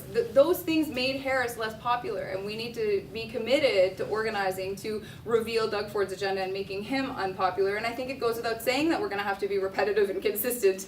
And I'll take that opportunity to say that the 15 in Fairness campaign definitely plans to be repetitive and consistent. And we'll be around. And if you're having a hard time orienting towards something effective, let me tell you, this will take off in your union, and we have effective tools, and you will have success if you choose to take on this campaign in terms of your efforts to stop forward. And 30 part of our seconds. consistency is the fact that on the 15th of every month we have an action because we're fighting for a $15 minimum wage, and you can count on us in the months to come to be fighting like hell to protect the $15 minimum wage that workers are counting on. Will we win? I mean, obviously we're like grasping at straws here, but there are cracks in the Conservative Foundation, and the point is that we need to take advantage of the next couple of months to drive a wedge through those cracks. We have to fight till the end, because in all of this, we are scaling up. Our database of supporters, the people that we're communicating with, is growing exponentially, but it's still not big enough for all the challenges that we're talking about in terms of engaging with the labor movement. So yeah, picking up those effective tools and really just sticking with our commitment to building a broad labor movement is going to go a long way. Thank you, Sister Sid. Okay, thanks. Basically picking up where Brynne was at and trying to answer some of Carol's questions. I think I get a sense in the room that folks believe that somebody else is going to do it. Somebody else's job is to do it in the labour movement.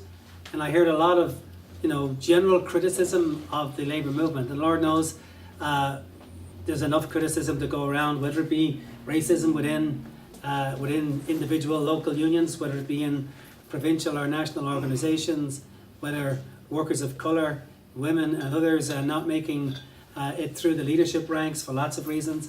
I agree with all of that. I mean, I've been fighting against those kinds of issues for 30 years. But I do get a bit of a sense that there's a feeling here that somehow, by criticising the labour movement, that's going to empower us when it's not. The Workers' Action Centre is a fantastic example of a small organisation like this that's getting itself off the ground. When Pam Frake in 2009 was working off the side of her desk in the OFL when she was a researcher, looking for a little bit of seed money here and there for this organisation called the Workers' Action Centre.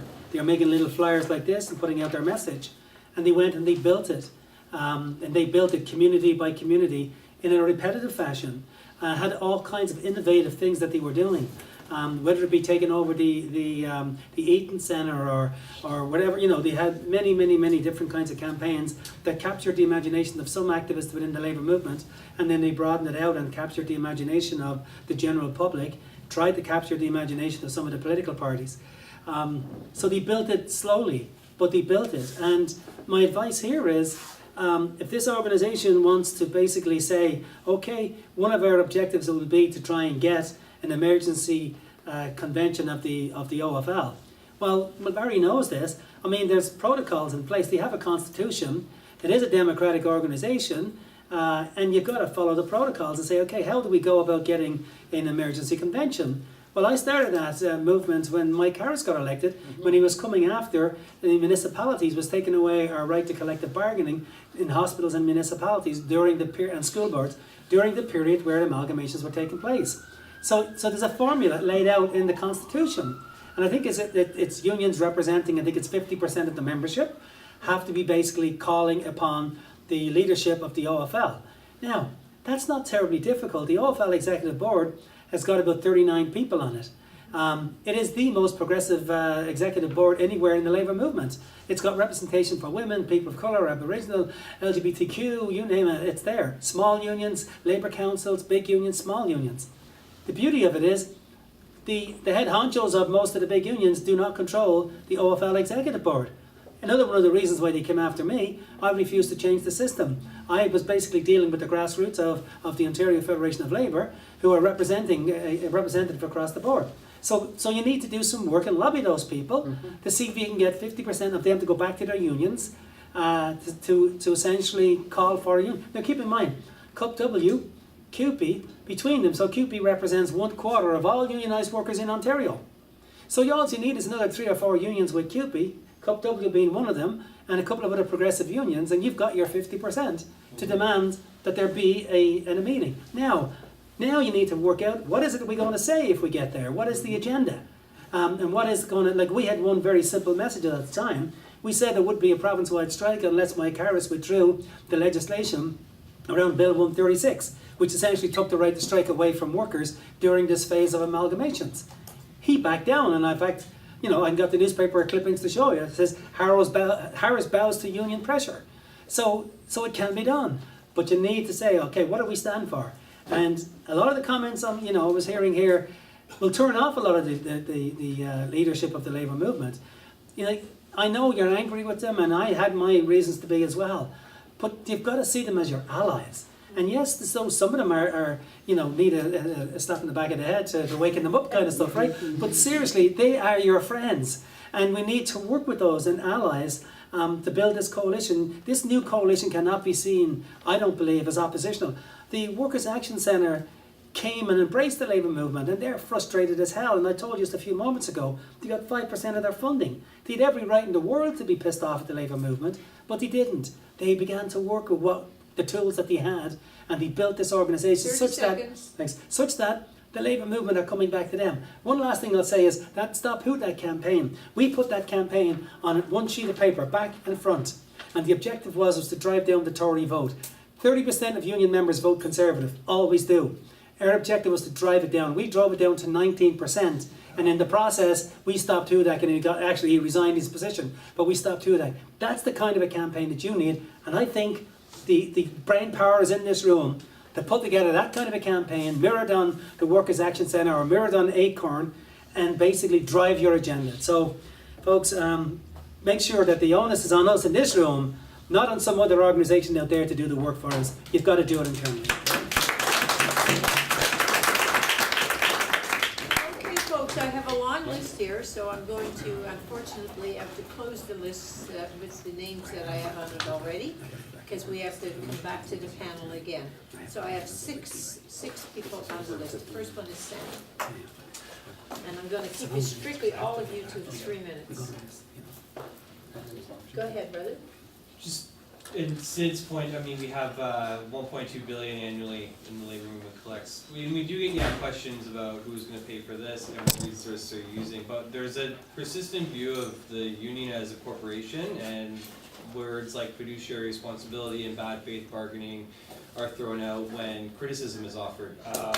So how do you feel you kind of combat that view in terms of seeing this union as this legalistic corporation as opposed to a fluid social justice organization? And do you find those narratives are becoming more dominant to silence criticism that some leaders may not like? Okay. Sister in the back there? Yeah. No, not you, Judy. Sister right here. Okay. Number one question I have is, who are these PC people that we can approach? Do you have names? Okay, and a couple of other comments is, first of all, I'm a member of that union called the ODSP recipients. So I'm in the room today to say, thinking of people who are on the margins, if you think that housing is a right for people in general in our society, then work against the Keysmack campaign, because her number one thing is calling for release of remaining lands in Toronto to be handed over to developers, and we know that they're not going to build housing for the people on the margins who need it the most. Yes.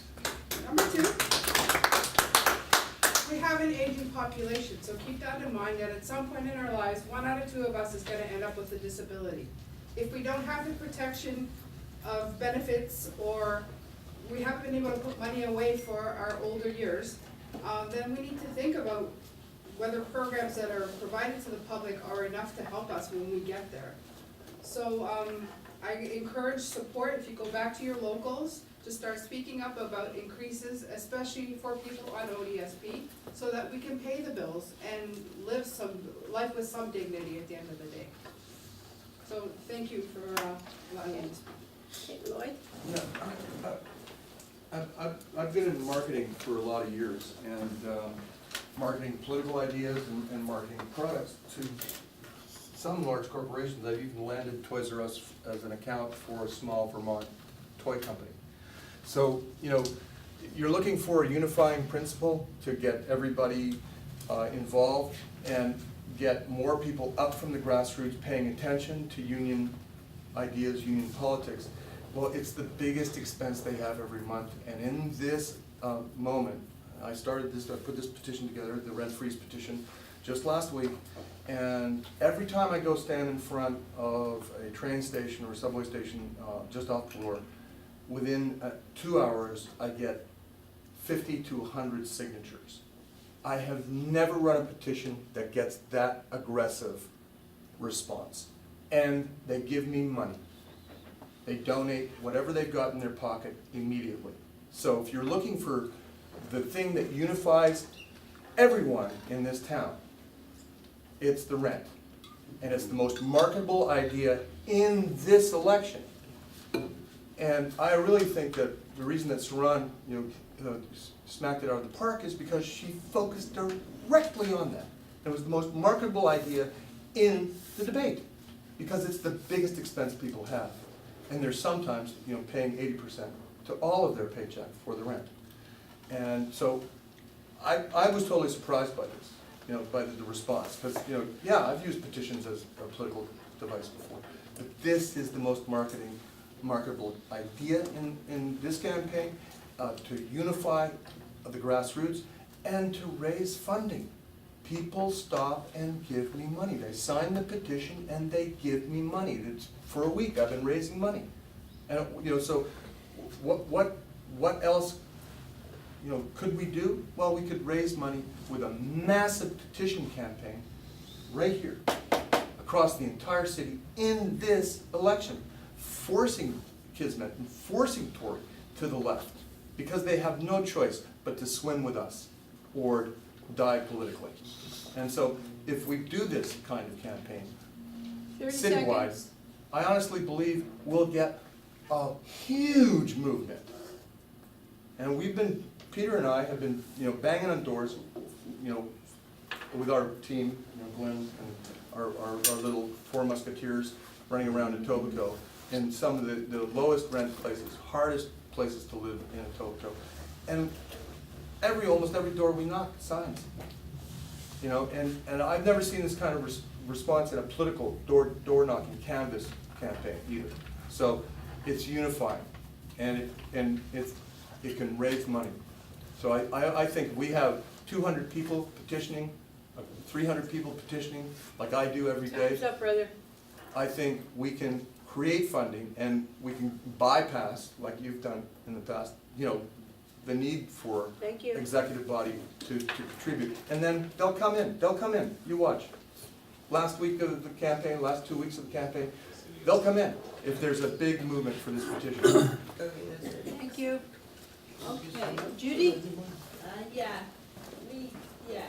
We have to have not only unions involved in the struggle, though they have to lead the struggle. We also have to have poor people and homeless people and small shopkeepers that don't think can barely survive on what they have. And we have to have all these people involved in the struggle if we're going to win. Absolutely. Thank you, Judy. Absolutely, Judy. Okay, brother? And then Julius, and then back to the panel. Yes. I thank you all for enlightening us on the important issue of at least creating a movement that can cause a change. I was privileged to be in the gallery of Parliament at Queen's Park here when the law was, when Doug Ford brought back the decision of court to be overrun, and what I witnessed was that when the speaker read out what would be like the principle that governs democratic governance, I heard that those in power should be mindful of those who are not in power and use it sparingly. As soon as that sentence was finished and debate was started, the leader of opposition posed just one question. Doug Ford, do you still believe that the people have some rights? And Doug Ford just went to say the exact opposite of what the speaker had said. And that is what sparked off the hot debate until the galleries were rowdy and we were all rejected. When I left Parliament that day, as a person who was not been so many times to the Canadian Parliament, because I've lived in Africa most of the time. I'm a more recent immigrant. I was left in no doubt that we are dealing with hardcore characters that are bent to take away every right that the working people have. And they're not going to relent. I was comparing it to what we have seen in Africa in different programs and projects. I worked on a program that was similar to what Sinclair has presented on the rights, the minimum wage under the ILO. And we worked for 4 years trying to get new labor laws in Kenya, Uganda, Tanzania, and Zanzibar, and we were hitting walls every day. Until one little girl in an apparel factory told us that for us, if you cannot get us these new labor laws to set us free, we are going to do something you have never seen. And we didn't know what it was. Those girls left the factory, which is called the Agora Girls Factory, you can Google it. They went, entered Parliament, about 200 girls, and refused to leave. They camped in Parliament. Parliament was adjourned. For over a week, the girls refused. They slept inside Parliament. And it is what kick-started a kind of movement. It was a silent one until the labor laws were changed. So the question I have, 30 seconds, brother. the question I have we looked at something that is not usual that we are going to do in this movement? Because if we don't attack the personal interests of some of these characters with the intent to destroy and take every right, I think they are too used to the usual demonstrations. They say they will demonstrate and go back home over there. So I don't know whether we have found something unusual that we are going to do within probably the law or something like that. Thank you, Julius. Yeah, thank you so much to all the panelists. This has been a great conference so far. I'm really pleased with how it's turned out. I want to make it clear that as part of the work that we're doing in WAM, we have a motion in regards to the emergency OFL resolution. So we're not simply grandstanding here today and saying, leadership, you need to organize this convention. We want to build a movement and get people talking, get this motion adopted at the local level, at the regional level, and sent to the OFL. For instance, my own Local 532 passed this motion. We sent it off to the OFL, we sent it off to the Toronto York Region Labour Council, and it's going to come up for debate at the next Toronto York Region Labour Council meeting. If you're a delegate, please come to that meeting. We need your support if you agree on this issue. I think that the whole question about what level of critical opinion should we have as a movement is an interesting one. I think that, though, that it is, it's not like the rank and file and the people who are already demonstrating don't have some sort of secret that the leadership of the labor movement doesn't know. They're fully aware of what's going on. They're hearing it from all over the place. And as Sid has said, and as many other people have said, they're not doing anything about it. There is no plans centrally or within the OFL to respond at this time. There's been discussions, there's been a few meetings. The president of my union is aware of our motion that we set forward.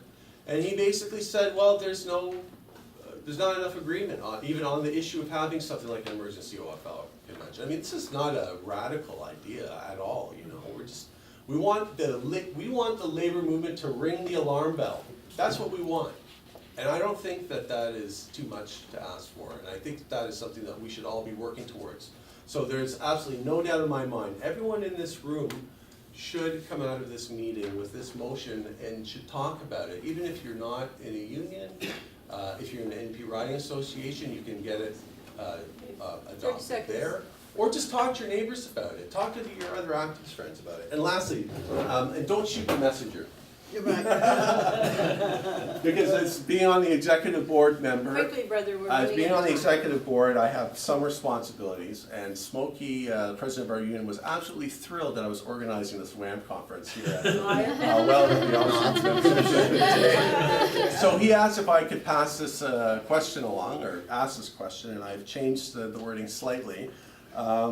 So he would like to know, and this is actually has been brought up already, because I've been pushing this issue of building a mass action, a mass response, and he wants to know what we as activists, as individuals, most of us are individuals, or some of us are part of campaigns, can contribute in terms of financial resources and human resources to creating this mass action that I keep talking about. So you can take what you want out of that question, but I think that that question indicates a certain level of willingness of a response to what we're all up against. And I'll leave it there. Okay, I closed the list, but the sister would like to speak, so if you can just take 2 minutes, sister, I appreciate it. I just wanted to address something that you had spoken about the labor movement being our friends and stuff, and some other issues that you have mentioned. I understand what you're saying, but I think one of the major issues is that when you have a problem from within that you fail to address, we ourselves then end up with cracks, right? And I believe that the outside bodies have been taking advantage of these cracks, the cracks that we have within the labor movement. When we speak about racism and all the other problems that we're having within the labor movement, and they are aware, you have spent over 30 years trying to address these problems, and they refuse to fix these problems from within, oh, then can you expect the outside people to acknowledge what you're saying? You're just speaking for some, but you're not speaking for others. You have to fix the problem from within, and then lead by example. Then you'll be able to say, this is how we stand, and this is where we stand, and that is the form that we take, and that is the form that we don't want to change. When we acknowledge and fix those issues, then we can stop everything else, and then we have the right to speak about everything else that is outside. 30 years trying to address a problem, and nothing has been done to fix it internally. We have cracks. Thank you, sister. Okay, so come back to the panel now, and I'm sure they would like more time than this, but I can only give them 3 minutes each because we're already over time as we speak. But that's good. So they have up to 3 minutes to say what they need to say, and the list will go like this. First, it will be Sid, then Brynne, then Saron, and then Barry. Sid, you're on. Okay, and so I'm going to start with what the sister just said a few moments ago, because it's where I was going to end up with my finishing remarks anyways. So as a 22-year-old, I came to Canada from Dublin in Ireland, and I got a job in a factory in the east end of Toronto. And the major issue was I was approached by a non-union workplace, and I was approached by a lot of brothers and sisters from the islands, mainly from Jamaica, to see if I would help them out to organise a union in the workplace. They were kind of corralled, if you will, in a part of the work of the plant where they couldn't move around. I was a maintenance tradesperson, so I was able to move around, so I got lots of cards all signed up. But the big ticket item, the big issue was that the workplace had about 700 people in it. There wasn't one supervisor of colour in all of the 700 employees, but up to that there was a number of maybe 75 supervisors, not one was a person of colour. That was the rallying call and the rallying cry at the time to get union cards all basically signed up. So we got a union in, the Steelworkers Union we went to join. I worked my way through the labour movement, and eventually I became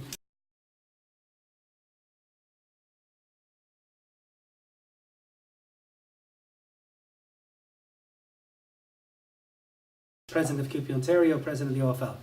And in my last speech, just before I left the OFL, I asked, I looked around the room. 52% of the population of Toronto region, at least anyways, is people of colour. Outside of that, it might be 25% all across the province, I don't know. But I said to the membership, take a look around this room. How many people of colour, how many Aboriginal folks have we seen in this room? I would say less than 5%. Out of 1,000 delegates, less than 5%. And I gave basically a speech about white privilege. and about the inability of the labour movement to address the concerns, that if we don't address them, because I sincerely believe that it's people of colour in this province are going to be the leaders of tomorrow. The Workers' Action Centre, by the way, is doing an amazing job of bringing them in. Unite Here is doing an amazing job. And by the way, whoever organised this here is doing an amazing job, because I look around and I see maybe 60% of the folks in this room are people of colour.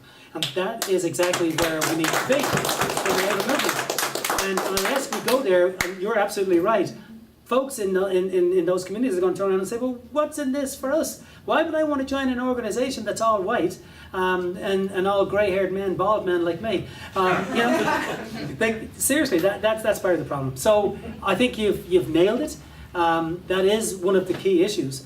But I do think that there's an ability, if you can mobilise, beyond this room, get this kind of representation going, work with the unions and with the Workers' Action Centre, Unite Here, that clearly are reaching out to people of colour, and build your movement such that they cannot ignore you. Because that's what's happening. There's no pressure inside of our workplaces to push back against this kind of white privilege that has taken place inside of the labour movement. It is time for the older guys to move on and move aside and let younger people, and particularly people of colour and women and Aboriginal communities, to move forward and actually take over the control of the labour movement. Brother, I just didn't move. I missed your question. Please state it very quickly. I've only got 30 seconds. It was just about the corporatization of the union as a corporation versus a social justice organization. Oh, sorry, and how okay. they throw out language like producer responsibility. Okay, so here's the problem. The labour movement, by and large, is about business unionism. It's not about social unionism. And that was the big struggle we had at the OFL, was trying to turn the OFL into a concept of social unionism as opposed to business unionism. Somebody mentioned it earlier on. We use the court system. We're comfortable going into the courts and having the courts, which are stacked with our enemies, basically, making rulings about the labour movement, filing grievances, arbitrations, so on. Anyway, so it's changing the culture from a business unionism to social unionism is really the battle that's taking place right now inside of the labour movement. Brynne? Just to pick up a little bit about where we left off with this really important conversation, I think about fighting racism in our unions, and I just want to say that working in the 15 and Fairness campaign, it is so clear. Because of the leadership of the Workers' Action Centre, we are committed to anti-oppression. We're committed to building new leaders from communities all across the city, all across the province, from different backgrounds, different languages. And when you bring low-wage workers together to talk about demands, fighting racism is central. Like, it has been from the beginning, and we can't be fighting for fairness in the workplace without challenging racism. And one of the greatest successes one of the big moments of success in the campaign for 15 and Fairness leading up to the win that we had with the legislation was a successful strike of Unite Here food service workers at York. Mm-hmm. And actually, that group of workers is 100% newcomers, almost all women of color, and one of the major issues that they were challenging was racism in the workplace. And one of their leaders, Malka, who's been a total inspiration to people in our campaign, is a woman who was denied a promotion because she's a visible religion. She's Muslim and she wears a hijab. And this sort of thing is just, I mean, when you're talking about fairness in the workplace, this is what it's about. Actually fighting for a $15 minimum wage is about fighting racism. They're one and the same, and I mean, I think that's what we learn from being part of this campaign, and it's just so central. And unions need to wake up and start acting the same way. You know, that fighting for better agreement, better terms and conditions in the workplace needs to be about fighting racism and fighting for equity in our workplaces.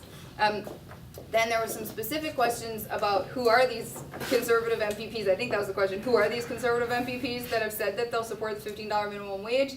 And I was, there's 3 conservative MPPs in Brampton and 2 of them. But I can't remember which 2 it was, but I can totally tell you tomorrow because I need to ask our organizers in Brampton. So 2 Brampton MPPs and Rudy Cazzetto in Richmond Hill have said to their constituents that they support a $15 minimum wage. In fact, one of the Brampton MPPs actually said it's not even enough. 15 is not enough for people in my community. community. I live in Brampton, so it's a Beautiful. There you go.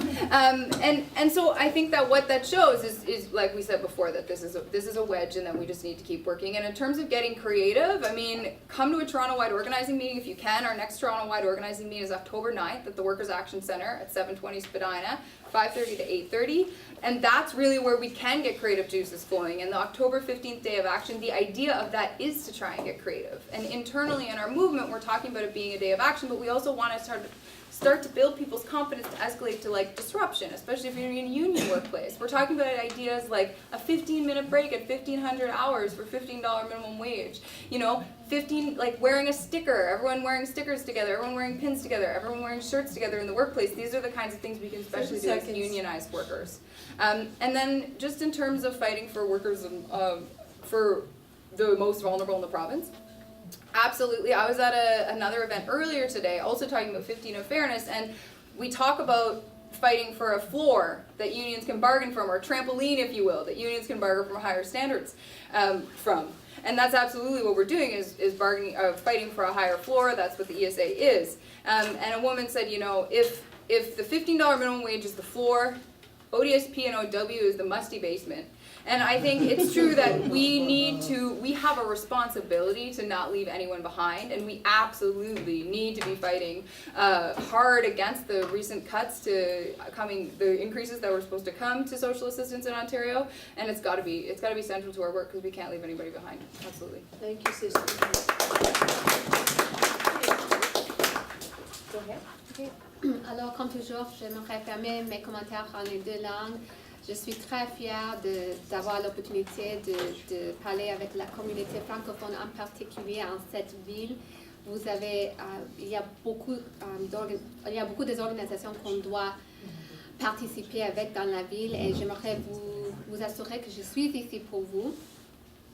This is a rallying cry to everyone in this room to please pay attention and join this campaign. This campaign is not just about one election. This campaign is transforming the imagination of an entire community in the city that have never ever seen themselves reflected in mayoral politics, at City Hall. I can't even begin to tell you how many calls I've been getting with young people just saying, we cannot believe we're seeing this right now. And I know the power that's in this room, because I've organized with some of you in the past, and I know how hardcore some of you are in this room and what you're capable of, because I've seen it in terms of organizing skill, in terms of ability to write op-eds. And I was thinking earlier on, oh my goodness, we have so many communities engaged on the ground, immigrants and newcomers, a lot of low-skilled communities, and I just relish the opportunity to combine that energy with some of the really high-skilled organizers that are here, because together that is a lethal combination. I also take a lot of inspiration from what happened in New York. Everyone saw the historic victory of Alexandria Ocasio-Cortez, who orchestrated a major political upset in winning the primary and is on track to become the youngest member of Congress. And so that's an example in terms of what this campaign is capable of. So please join me, please participate, please do lend your expertise and skills to this campaign. It will be so warmly received, and thank you very much for the opportunity to talk.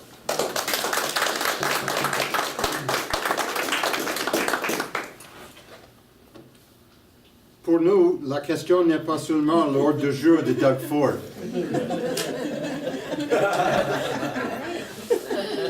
The issue for the Workers' Action Movement is not only the Doug Ford agenda. It is capitalist austerity. And capitalist austerity is a global phenomenon rooted in a system that doesn't work for working people. We got into the mess that we're now currently embroiled in, that we're now currently experiencing here, for at least two reasons. One, the contradictions of the private enterprise system, which is irrational, highly wasteful, and determined to maximize exploitation for profit. Secondly, the demonstrated unwillingness of the union leadership and the NDP leadership, and actually both are two bodies joined at the head, to challenge the priorities and prerogatives of corporate capitalism. So those are the two reasons we're in the mess we're in. Now we have some clear proposals and some not so clear but still evolving proposals for action to be preceded by extensive grassroots discussion. Our ideas are not tailored to the ideology of the OFL leadership. At the same time, our ideas are not tailored to earn the enmity of the OFL leadership or the leadership of any union. The leaders of the unions will decide how they respond to our call for an emergency convention and for escalating mass actions. They'll decide how they respond, whether they're friend or foe. I'm not going to say in advance, I'm not going to do anything that might appear to be oppositional to them. They'll decide whether it's oppositional. We simply state, as rank and file workers who hate the system that is imposing these privations upon our class, that we want to do something to stop it and reverse it. I expect, I could be wrong, that the existing leadership of most of the unions, there's some exceptions, will do as they did 23 years ago. They will resist and they will oppose the call for action, or even centralized discussion. But the ranks imposed a special convention on the OFL 23 years ago, which set off a cascade of actions, which unfortunately were stopped at the moment where they could have, in fact, gained greater momentum and might have forced an early election. That's my balance sheet. And we're going to publish pretty soon a booklet with articles written by auto worker militant Joe Flexer, who did that analysis very concretely in great detail 23 years ago and came to these conclusions that I'm articulating. Our proposition is this: the ranks should be heard. We say to the leaders, lead or get out of the way. 30 seconds. WAM will contribute what? Smokey Thomas asks. Well, he's not asking WAM, but he's asking everyone. Well, we will contribute our brain power, our energy, and our meager financial resources. To what purpose? To remove and replace those leaders who are wedded to inaction and concessions bargaining and who are indifferent to racism and sexism in the movement and in society. But we need to organize independently from the bottom up. And as we get bigger and more powerful, more influential, we'll begin to command the resources of the local level, of the regional level, and maybe even the top level of the movement. And with those resources and our ideas, which we refuse to compromise, we will take on, the captains of industry and a rotten system, and we'll force them to back off on their attacks, to allow us to make some progress, and maybe even to build a society truly fit for human beings. Thanks very much.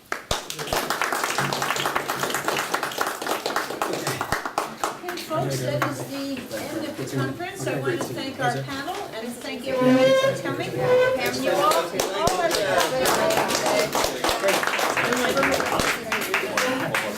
Well, in a bit, it's coming up. Have you got a whole chapter? Before you go, you all have a copy of the resolution. Take it to your communities, take it to maybe your you guys at some locals. point will Come to Labour maybe Council if you're a delegate and vote for it. you know, Please. or Yeah, leave them. And let's continue. Based on the training center, it'd be a great space. Folks, just one more plug, rally protecting ODSP and funding, October 1st, 2018, protect OW and ODSP benefits from below the poverty line, starting at Rosedale Valley Road, just east of Park Road, beginning at 11 a.m., with the march starting at 1 p.m. to Young and Bloor.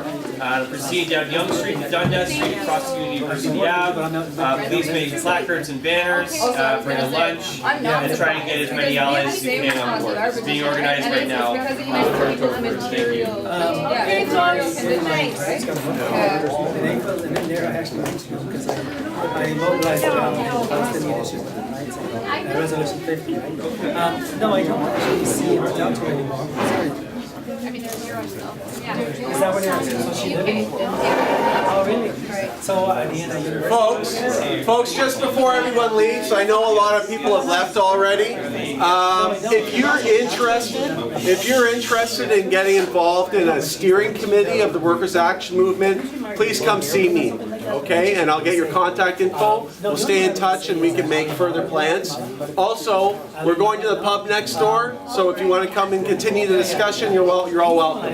Thanks. I just want to add to that, comrades and friends, I just want to add to that.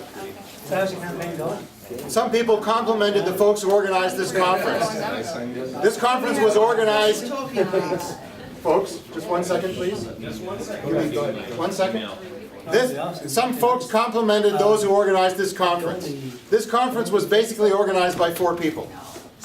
If we want to have greater influence going forward, we need more than 4 people centrally involved. So when Julius asks you if you're willing to serve on a steering committee, please step forward now, make yourself known, even raise your hand now if you're interested in doing so, because we have some big tasks and we can't fail, not for lack of ideas, but for lack of arms and legs on the ground. So please come forward and we'll discuss more extensively in the pub next door how we can take the next immediate steps forward, but we need to know if you're interested in getting involved. Okay? Good. Thanks.